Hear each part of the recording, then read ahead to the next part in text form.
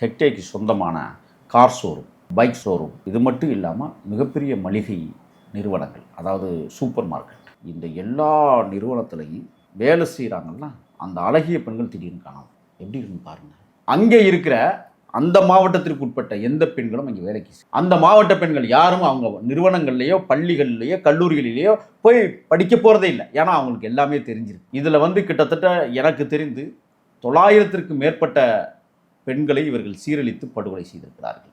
ஒப்புக்கொண்டு வந்த பெண்கள், சீரழிக்கப்பட்ட பெண்கள், வேறு வழி இல்லாமல் உயிரையாவது காப்பாற்றிக் கொள்ள வேண்டும் என்பது. ஏன்னா இந்த வழக்கினுடைய விஷுவல் ஓவர் அவர் ஒரு எஸ்சி வகுப்பை சார்ந்தவராக துணிச்சலாக வெளியில் சொல்லியிருக்கிறாரு. அவர் என்ன சொல்கிறாருன்னா, ஒவ்வொரு பிணங்களும் எரிக்கப்படுகிற போது எப்படியாவது இந்த வேலையை விட்டு போயிடலாம்னு முடிவு எடுக்கிறார்.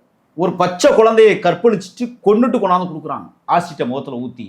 இவ்வளவு பெரிய கொடுமை நடந்திருக்கிறதெல்லாம் நம்ம துணை நின்று இருக்கணுமான்னு அவர் மன வேதனை அடைஞ்சுதான்